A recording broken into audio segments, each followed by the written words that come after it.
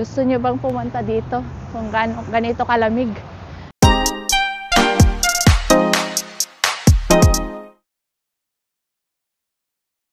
And today is Thursday and time check is 9:11, Thursday, December 11. So, before tayo mag-work, ikot kayo dito sa aming paligid kasi ang daming snow ngayon. And good morning! Tignan natin kung gaano karami ang snow ngayon.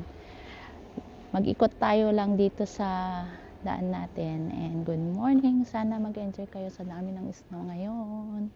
Let's go!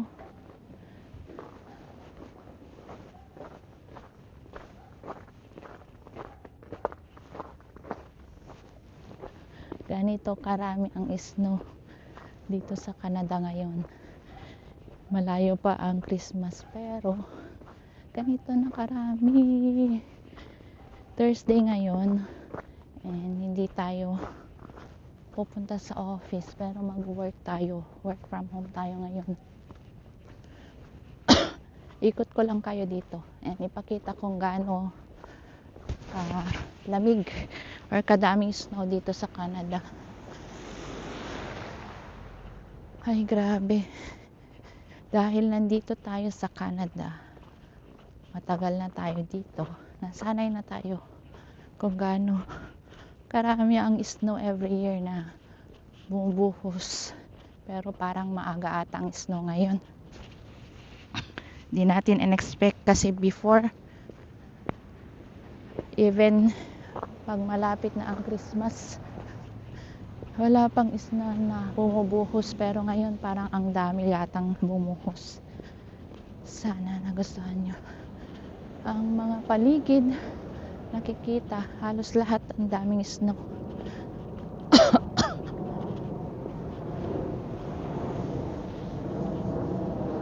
Ganito talaga karami ang snow. Yun, normal na lang sa amin ngayon pag may snow na ganito. Normal days,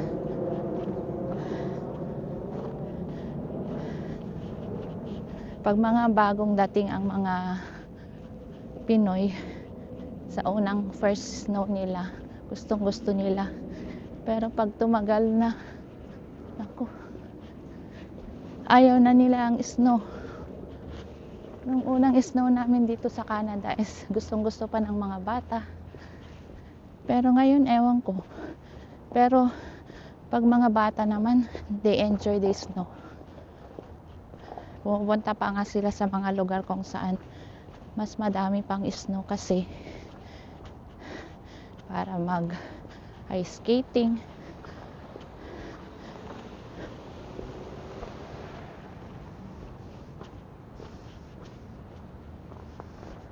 We are blessed that we are not going to office. We will work from home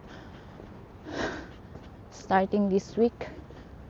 And sa January na tayo babalik sa office, kaya we have time na bago mag-work, pwede tayong mag-video na ganito. Tingnan natin sa daan. Ito yung main road. Dito ako sumasakay sa may bus stop. Pag pumapasok ako. Yan, naipon ang snow ngayon. Ikot tayo. Ay, yan, yung mga bus, mga sasakyan dumadaan. Titignan ako nandun sa bus stop. Yan, yun yung bus na sinasakyan natin, pero yan papuntang west. Papuntang east ang sinasakyan natin. Grabe, ang daming snow. Kikita nyo ba? Gandang tignan, Kala mo hindi malamig. Pero malamig. May hangin kasi. Pag wala namang hangin, hindi naman masyadong malamig. Nakaboots tayo. Meron naman tayong cover sa ulo.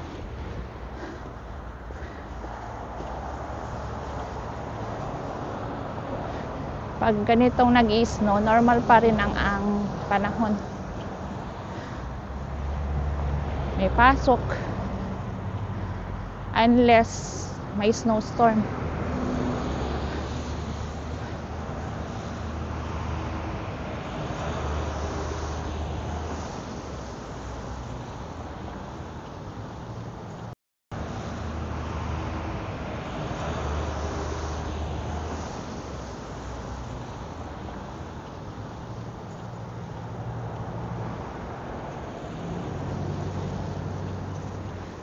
Nandito tayo sa Toronto, kaya what do you expect? Mag-i-snow at mag-i-snow yan.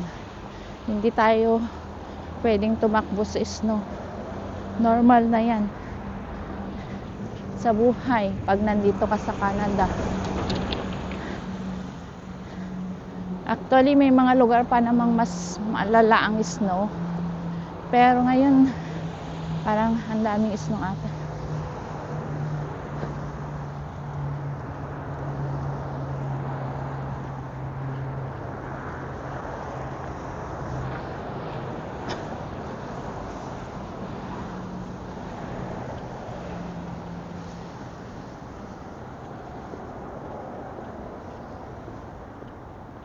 Ikot lang tayo para makita nyo kung gaano kalamig dito sa Canada. Ngayon, December 11. It's 9:18 a.m. Thursday. And naipon ang snow ngayon.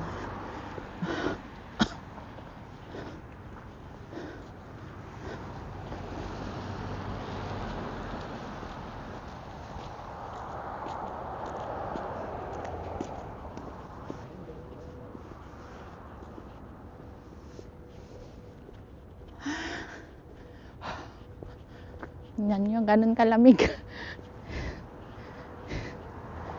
Sumisingaw sa bibig. Ang lamig-lamig.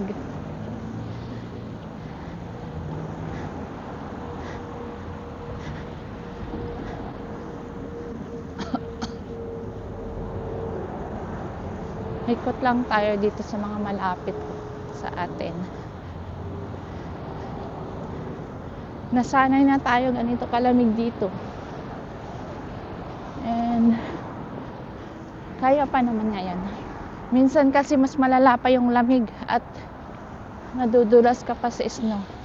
So just make sure yung shoes mo, boots, na yung may mga spike. Tapos wag yung normal na boots. So actually ang boots dito kailangan gamitin pag ganitong mga panahon. At hindi lang yung normal na boots, yung talagang boots na pang snow, hindi yung pang forma. Kasi para mainitan yung ating mga paa, kasi doon pumapasok yung lamig, and protection din natin para hindi tayo madulas. Yan, maaraw pero malamig. Ganito yung normal pag winter dito sa amin.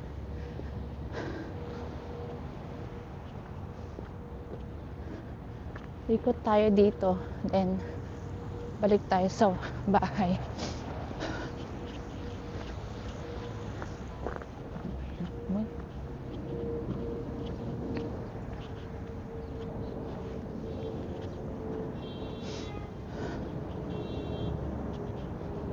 Yung mga daan naman, hindi naiipon ang ice doon kasi nililinis nila. Hindi pwedeng hindi nila linisin kasi nagkukosyon ng accident pag hindi siya nilinis, kasi madulas ang daan pag may snow. Kaya normally ang road ay walang snow yan.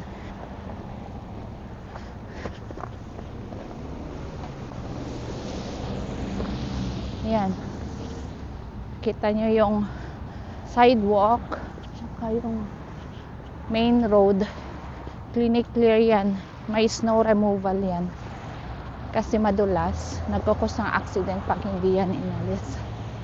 Pero yung mga ibang area, gaya yan, dito. Hinahayaan lang yan matunaw.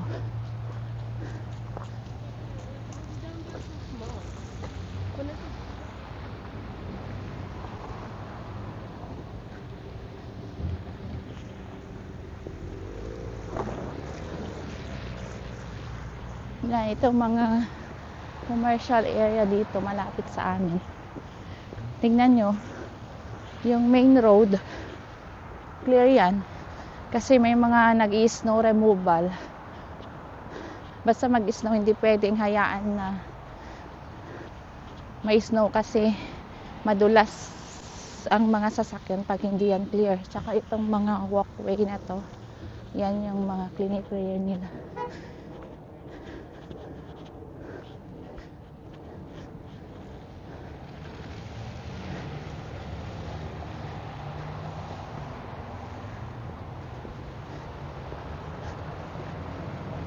Gusto nyo bang pumunta dito? Kung ganito kalamig. Ang gandang tignan, ano. Pero ang lamig. Enjoy naman. Nasanay na, 15 years na tayo dito sa Canada. Every year. May snow yan. From December to February. Or minsan may March pa at minsan may April pa. Ngayon maaga. Kaya sa mga bahay-bahay, dapat may mga heater yan. Kasi kung walang heater, nako, kahit nasa loob ka ng bahay, manlalamig ka. Kasi mas malamig pa sa loob, ang snow, sa loob ng ref, pag ganitong winter.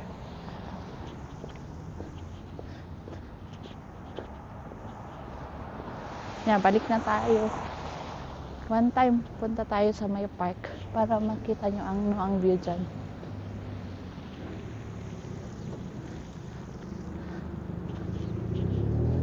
Let's go back!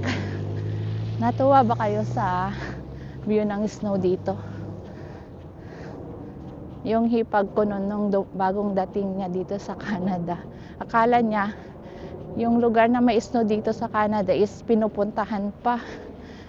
Hindi niya alam kung dumarating ang snow, ang winter. Sa mismong lugar kung saan ka, doon may snow. Akala niya yung may snow na area sa Canada is pinupuntahan pa. Natutuwa siya nung makita niya ang daming snow sa labas nung dumating yung winter. So, yan.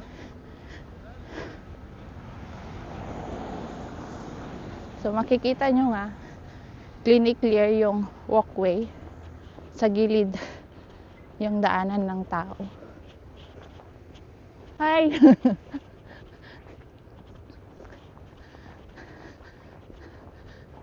Usually, pine tree lang ang merong dahon pag winter. Kaya, normal, pag season ng fall, nahulog lahat ang mga dahon ng mga puno. Yung pine tree lang ang naiiwan na may dahon at buhay na buhay. Hi!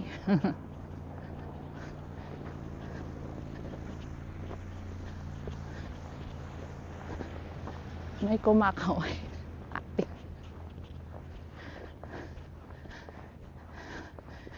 Diba? Daming snow. Gusto nyo ba dito? Ay, sanayan lang naman. Kailangan lang ready yung mga damit mo. Mag-layer ka ng damit. Merong sa loob, may pangalawa, may pangatlo na jacket. Dapat naka-boots, yung may spike. Tapos dapat naka-bonnet. Pero kaya pa ng ulo ko naman. At may cover din. Yan, ganyan. Tsaka scarf helps a lot para mainitan ang leeg kasi, mga leeg, kamay, dapat may gloves ako pero okay pa naman. Ang paa, ang ulo, tsaka pag hindi ka pwedeng lumabas na bagong ligo, dapat or basa ang buhok, kasi titigas ang buhok mo pag basa. Kailangan mag-blower, kailangan ng blower dito bago lumabas, kasi magkakasikit kapag lumabas ka. Tsaka pag basa ang buhok, titigas yan kasi basa. Protection yan pag winter, hindi ka pwedeng lumabas na basa ang buhok kasi titigas sa labas. Yan. Tsaka, so clear yung daan, nilalagay lang sa gilid ang mga snow, at hanggang matunaw yan, walang kukuha yan na snow, hinahayaan lang until mag-melt ulit. Tingnan niyo yung mga nasa harap natin. Sa daan, clear, pero nilalagay lang sa gilid ang mga snow. Wala naman tayong panlagyan yan kasi sa susunod na araw, kung hindi na yan mag-snow, matutunaw lang din naman yan eh. Sana nagustuhan nyo ang ating video ngayon. Kung mag-snow ulit bukas, ililibot ko na naman kayo. Balik na tayo sa ating lugar. And sana patuloy kayong manood sa ating video. If you like my video, please like, share, and subscribe. And if you wanna follow my channel, please click the bell button, and I'll see you in more of my videos. Yay! Thank you. God bless everyone.